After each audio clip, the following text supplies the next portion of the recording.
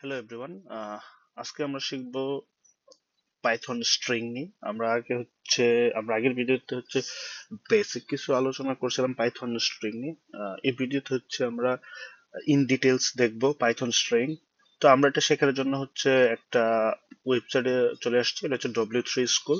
তো আমরা এখান থেকে শিখবো এবং দেখবো পাইথন স্ট্রিং নিয়ে। তো মূলত পাইথন স্ট্রিং আমরা দুই ভাবে লিখতে পারি, এক হচ্ছে ডাবল কোটেশনের ভিতরে এবং সিঙ্গেল কোটেশনের ভিতরে, এবং বুথ আর সেম। তো আমরা যে কোনো একটা ফলো করতে পারি। নর্মালি সবাই ডাবল কোটেশন দিয়ে লিখে, তো আমরা ওইটা ট্রাই করব। তো আমরা যদি এখানে ট্রাই ইট ইউরসেলফে ক্লিক করি তখন দেখতে পারবো এটা প্রিন্টেড ভার্সনটা।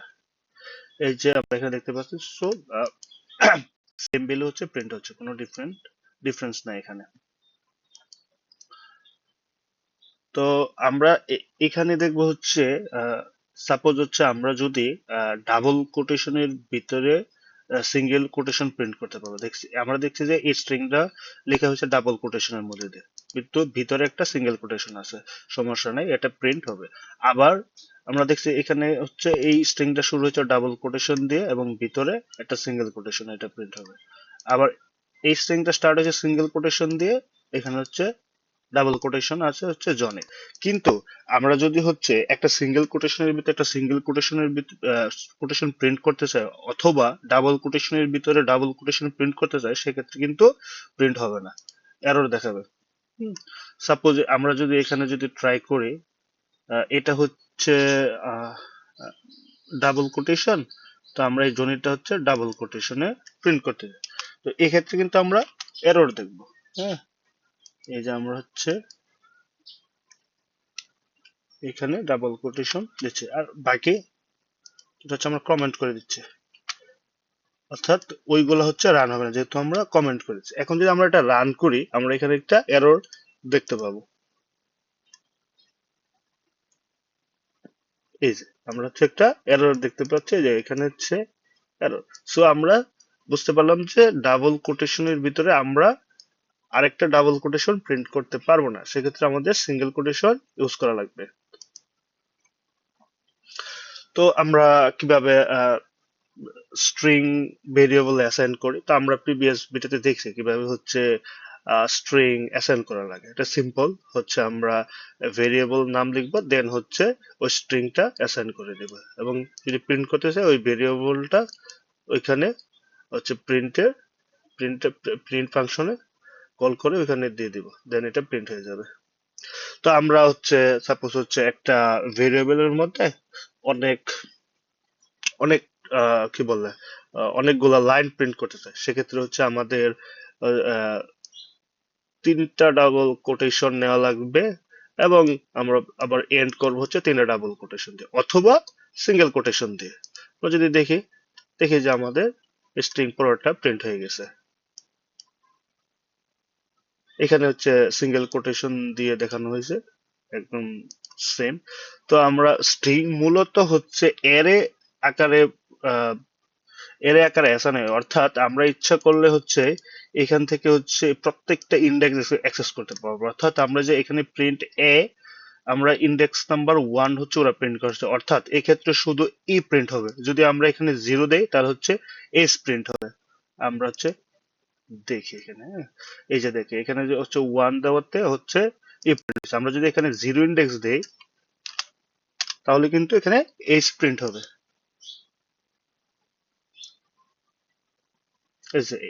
তো আমরা জিরো এখান থেকে ইন্ডেক্সিং স্টার্ট হয় 0 থেকে, 0 1 2 3 এইভাবে।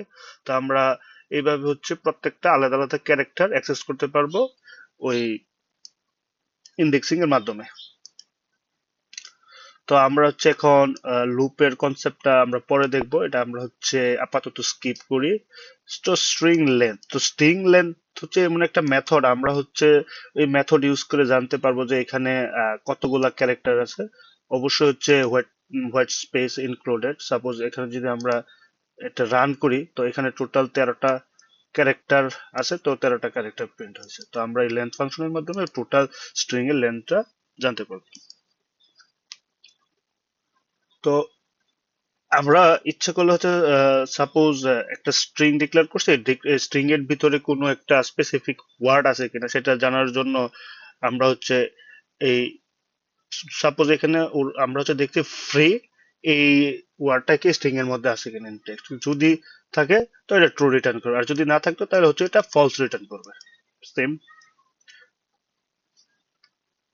এখানে হচ্ছে আহ, যদি ফ্রি ওয়ার্ডটা থাকে এই স্ট্রিং এর মধ্যে, তাহলে এটা প্রিন্ট করবে yes free is in present, আর যদি না থাকে তাহলে হচ্ছে কিছু প্রিন্ট করবে না। এখানে যেহেতু আছে তাহলে এই স্টেটমেন্টটা প্রিন্ট হয়েছে।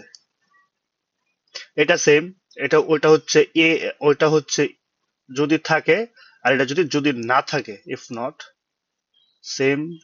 তো আমরা হচ্ছে পরে একটা ইম্পর্টেন্ট পার্ট স্লাইসিং স্ট্রিং এ চলে যাব। স্লাইসিং স্ট্রিং বলতে আমরা এখানে হচ্ছে একটা স্ট্রিং হচ্ছে একটা ভেরিয়েবল অ্যাসাইন করছি বি এ হেলো ওয়ার্ল্ড। তো আমরা হচ্ছে পুরো স্ট্রিংটা প্রিন্ট করতে চাই না, আমরা একটা নির্দিষ্ট অংশ প্রিন্ট করতে চাই।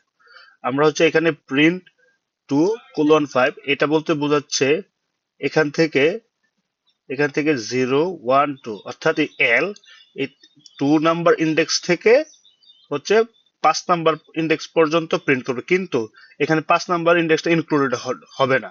সেক্ষেত্রে হচ্ছে 2 নাম্বার ইন্ডেক্স হচ্ছে 2, 3 নাম্বার ইন্ডেক্সে হচ্ছে এল, এবং 4 নাম্বার ইন্ডেক্স হচ্ছে ও, অর্থাৎ এল এল ও প্রিন্ট হবে। আমরা যদি দেখি সেম এখানে প্রিন্ট হয়েছে। আমরা যদি সাপোজ এখানে যদি 6 অ্যাড করি তাহলে হচ্ছে আমাদের 5 নাম্বার ইন্ডেক্স পর্যন্ত প্রিন্ট হবে, অর্থাৎ এই কমাটা হচ্ছে অ্যাড হবে। দেয়ার ইউ গো।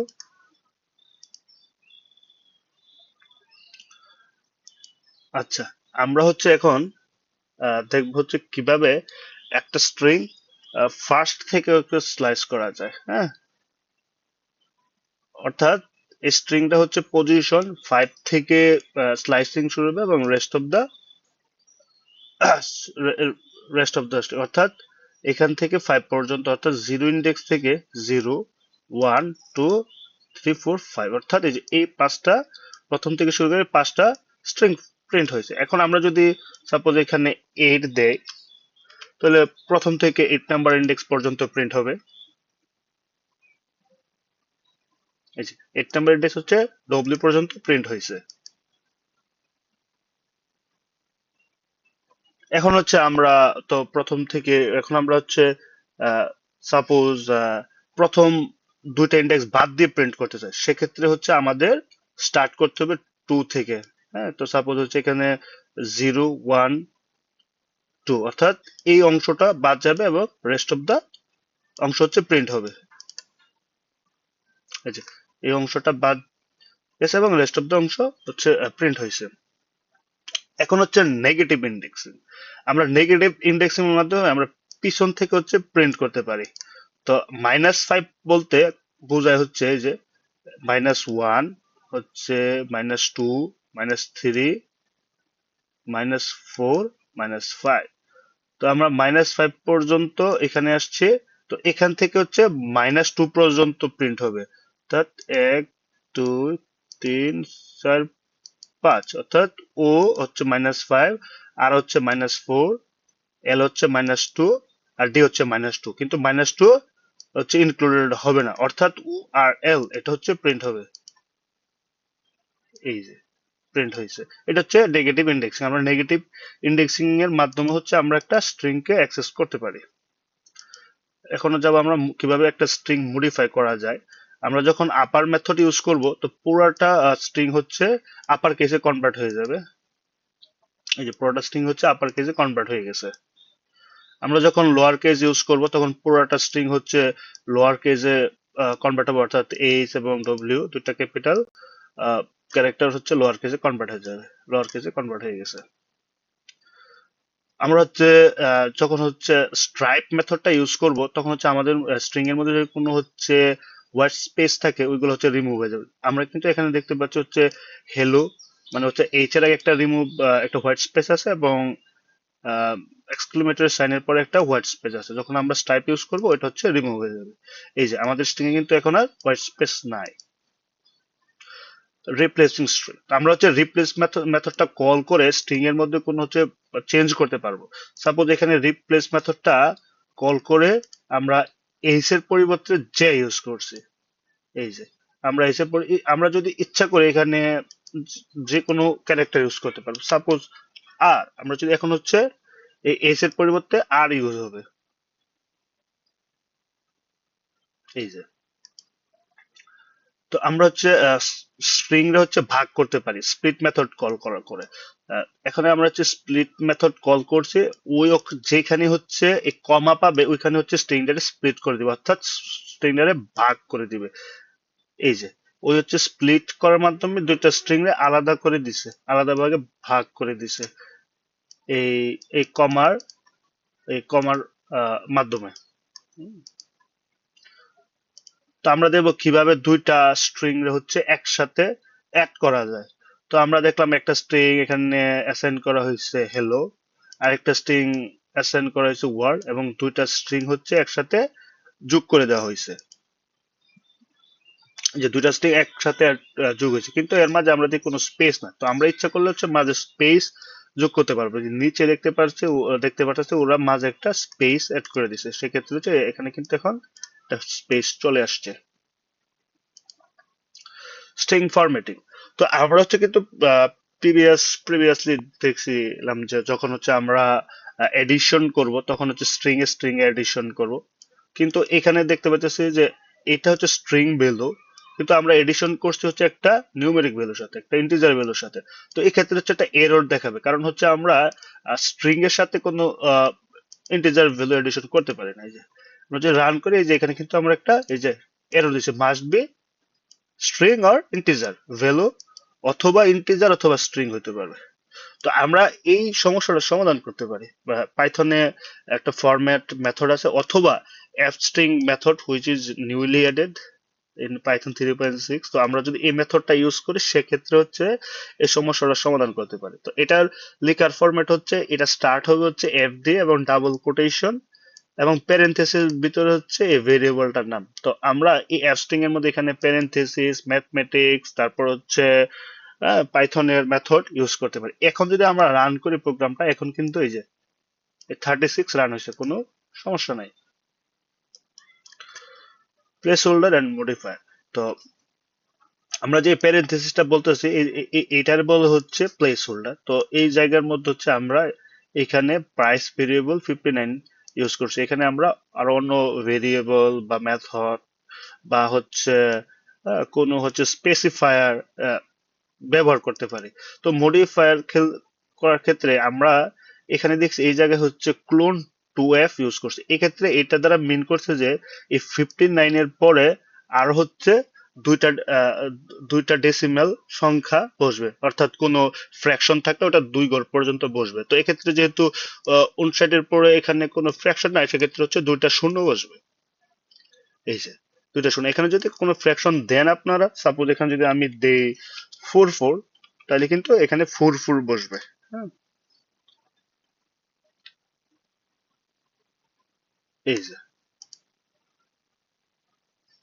তো এখানে আমরা দেখছি কিছু ম্যাথমেটিক্যাল অপারেশন প্লেস হোল্ডারের ভিতরে, আমরা চাইলে ম্যাথমেটিক্যাল অপারেশনও করতে পারবো।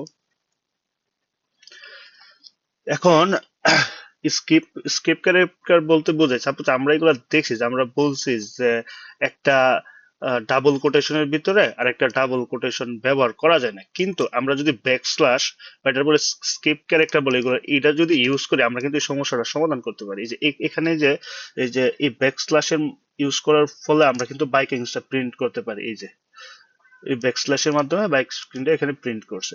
তো এরকম আছে, আমরা সিঙ্গেল কোটেশনে কিছু এসকেপ ক্যারেক্টার আছে, ব্যাকস্ল্যাশ, তো এগুলো আমরা হচ্ছে দেখবো। তো ওইগুলা নর্মালি অত প্রয়োজন পড়ে না, কিন্তু কেউ যদি ডিপলি জানতে চায় তারা এগুলো হচ্ছে এখানে দেখতে পারেন।